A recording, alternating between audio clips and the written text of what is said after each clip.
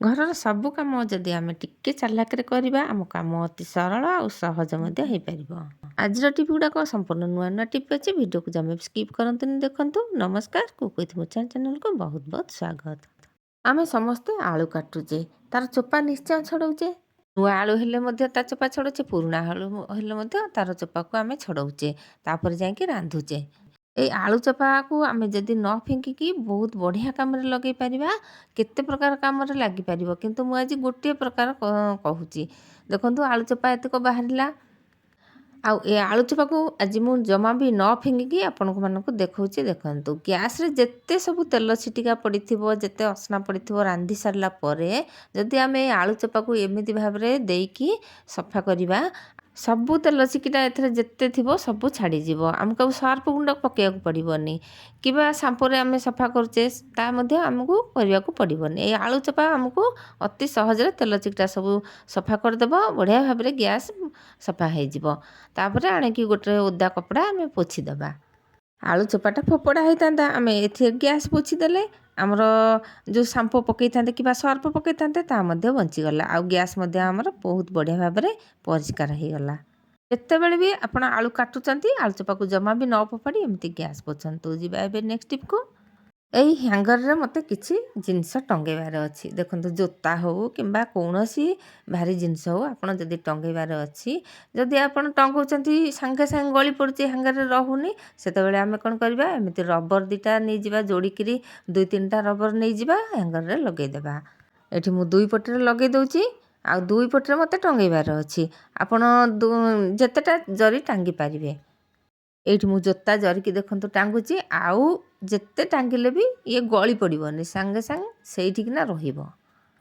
ଜରି ଭିତରେ ତାର ଯେଉଁ ଗୋଟେ ପଟଟା ଏମିତି ଗଳେଇ ଦେବେ, ଏମିତି ଟାଙ୍ଗିଲେ ଆହୁରି ସୁବିଧା। ଏଇଠି ଦେଖନ୍ତୁ, ଟାଙ୍ଗିକି ଦେଖଉଛି, ଜମା ବି ଗଳି ପଡ଼ୁନି ନା, ସେମିତି ଯେଉଁଠି ସେଇଠି ହେଇକି ରହୁଛି। ମୁଁ ଅଣେଇ ଦେଇଛି, ତଥାପି ଗଳି ପଡ଼ୁନି। ତ ଏବେ ମୁଁ ଏପଟେ ବି ଟାଙ୍ଗି ଦେଉଛି। 2 ପଟରେ ମୋତେ ଟାଙ୍ଗିବାର ଅଛି। ବହୁତ ସାରା ଚପଲ ଥିବ, ଜୋତା ଥିବ, ଆପଣ ଏମିତି ଜରିରେ ପୂରେଇକି ହ୍ୟାଙ୍ଗରରେ ଗୋଟେ ଜାଗାରେ ଆପଣ ଟାଙ୍ଗି ପାରିବେ। ଆଉ ହ୍ୟାଙ୍ଗରରୁ ଜମା ବି ଗଳିବନି ଯଦି ଆପଣ ରବର ଦେଇଥିବେ। ଯେଉଁ ରବର ଆମେ ଟଙ୍କା ବାନ୍ଧୁଛେ ସେଇ ରବର ଦେଇଦେଲେ ଭଲ ହେବ। ଆଉ ରବରଟା ନେଇକି ପଲିଥିନ୍ ଉପରେ ଲଗାଇଦେବେ। ସେମିତି କଲେ ଯେତେ ଅଣେଇଲେ ବି ଯାହା କଲେ ବି ସେ ପଲିଥିନ୍ ଆଉ ଗଳି ପଡ଼ିବନି। ଯେତେ ଭାରି ଜିନିଷ ଟାଙ୍ଗିଲେ ମଧ୍ୟ ସେ ଗଳିବନି, ଜମା ବି ଗଳିବନି। 2-2ଟା ମଧ୍ୟ ଟାଙ୍ଗି ପାରିବେ, ଏପଟେ 2ଟା ସେପଟେ 2ଟା। ଭିଡ଼ିଓକୁ ଜମା ବି ସ୍କିପ୍ କରନ୍ତୁନି, ଦେଖନ୍ତୁ ଆଗକୁ ବଢ଼ିଆ ବଢ଼ିଆ ଟିପ୍ ଅଛି। ତ ଏଠି ମୁଁ ନେଇଗଲି ଗୋଟେ ବାଉଲ୍, ଆଉ ବାଉଲ୍ରେ ମୁଁ କିଛି ବରଫ ରଖିଲି। ଦେଖନ୍ତୁ, ଏଇଭଳି ଭାବରେ ବରଫ ସବୁତକ ନେଇକି ରଖିବା, ବହୁତ ଗୁଡ଼ାକ ବରଫ ନେଇକି ରଖିବା। ଶୀତ ଦିନେ ତ ବରଫ ସାଙ୍ଗେ ସାଙ୍ଗେ ଜମି ଯାଉଛି, କିଛି ଅସୁବିଧା ନାହିଁ। ତାପରେ ଆମେ ଯେଉଁ ଲଙ୍କା ରଖିଛେ, କଞ୍ଚା ଲଙ୍କା, ତାର ଡେମ୍ଫ ଗୁଡ଼ାକ ସବୁ ଛଡ଼େଇକି ସେଇ ବରଫ ଉପରେ ମୁଁ ପକାଇ ଦେଉଛି। ଆଉ ଗୋଟେ ଯେଉଁ କଞ୍ଚା ଲଙ୍କା, ଏମିତି ପାଚିଲା ଲଙ୍କା, ତାକୁ ଛିଣ୍ଡେଇକି ସେ ବରଫ ଉପରେ ମୁଁ ପକାଇ ଦେଉଛି। ତାପରେ ଏଥିରେ ଆମେ ଟିକେ ନାକୁ ହଳଦୀ ପକାଇଦେବା, ଆଉ ଖଣ୍ଡେ ଡାଲଚିନି ନେଇକରି ପକାଇବା। ଡାଲଚିନିକି ସେମିତି ଖଣ୍ଡ କରିକି ପକାଇବାନି, ତାକୁ ଟିକେ ଖଣ୍ଡ ଖଣ୍ଡ କରି ଗୁଣ୍ଡ କରିଦେବା। ଦେଖନ୍ତୁ, ଏଇଭଳି ଭାବରେ ଗୁଣ୍ଡ କରିନେଲି, ଆଉ ସେଥିରେ ପକାଇଦେଲି। ଏ ଗୋଟେ ବହୁତ ବଢ଼ିଆ କାମରେ ଆସିବ। ଆକୁ ଘୋଡ଼େଇକି 5-10 ମିନିଟ୍ ପର୍ଯ୍ୟନ୍ତ ରଖିଦେବା। ଯେତେବେଳେ ବରଫଟି ମେଲ୍ଟ ହେଇଯିବ, ଟିକେ ଟିକେ ଥିବ, ବେଶୀ ସମୟ ରଖିବେନି, ଟିକେ ଥଣ୍ଡା ଥିବ, ତ ତାକୁ ନେଇକି ଆମେ ଗୋଟେ ବୋତଲରେ ପୁରେଇଦେବା।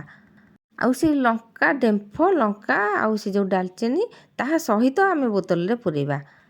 ଯଦି ଆପଣ ସାଙ୍ଗେ ସାଙ୍ଗେ ବ୍ୟବହାର କରି ସାରିଦେବେ ତାହେଲେ ଆପଣ ଛାଣିବେ, ନହେଲେ ତ ଆପଣ ଏମିତି ସେ ବୋତଲରେ ପୁରେଇକି ସେଗୁଡ଼ା ସବୁ ରଖିଦେଇଥିବେ। ଯେତେ ସମୟ ରଖିବେ ସେତେ ତାର କଡ଼ା ଅଂଶଟା ସେ ପାଣିରେ ମିଶିବ। ତ ସେଥିପାଇଁ ଆମେ ନ ଛାଣିଲେ ଭଲ। ଦର୍ଶକ ବନ୍ଧୁ, ଭିଡ଼ିଓକୁ ଦେଖୁଛନ୍ତି, ଲାଇକ୍ ଗୋଟେ ଦେଉନାହାନ୍ତି, ନିଶ୍ଚୟ ଗୋଟେ ଲାଇକ୍ ଦିଅନ୍ତୁ। ଆଉ ଚ୍ୟାନେଲରେ ଯଦି ନୂଆ ଅଛନ୍ତି ପ୍ଲିଜ୍ ସବସ୍କ୍ରାଇବ୍ କରିନିଅନ୍ତୁ। ପାଖରେ ଥିବା ବେଲ୍ ବଟନ୍ରେ ଦବେଇ ଅଲ୍ରେ ମଧ୍ୟ ସିଲେକ୍ଟ କରନ୍ତୁ, ଯାହାଫଳରେ ମୁଁ ଆଗକୁ ଯେଉଁ ଭିଡ଼ିଓ ପକାଇବି ଆପଣଙ୍କ ପାଖରେ ସର୍ବପ୍ରଥମେ ପହଞ୍ଚିଯିବ। ଟପଟପିନି ଆଣିକି ସେ ଠିପି ମୁଁ କଣା କରିଦେଇଛି।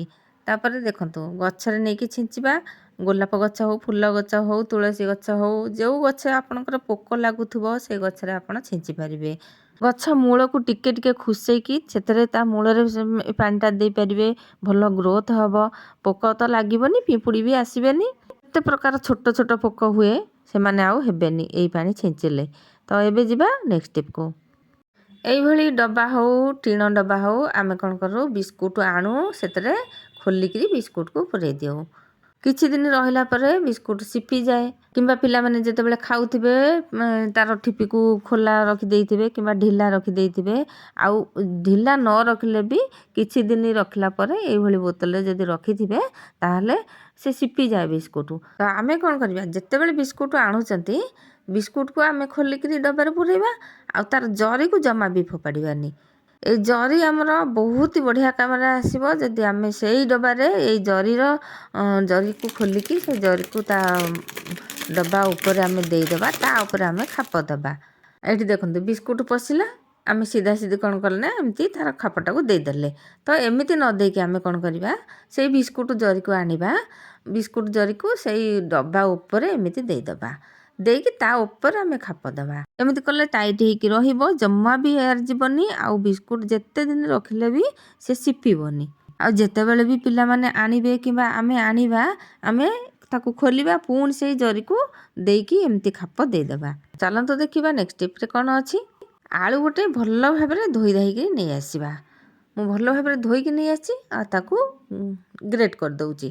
ପ୍ଲିଜ୍ କେଉଁ ଜାଗାରୁ ଦେଖୁଛନ୍ତି ନିଶ୍ଚୟ କମେଣ୍ଟରେ ଜଣାନ୍ତୁ। ଆଉ ଭିଡ଼ିଓ ଯଦି ଭଲ ଲାଗିଲା, କେଉଁ ଟିପ୍ଟା ତା ଭିତରୁ ଭଲ ଲାଗିଲା ଆପଣ କମେଣ୍ଟରେ ନିଶ୍ଚୟ ଜଣାଇବେ।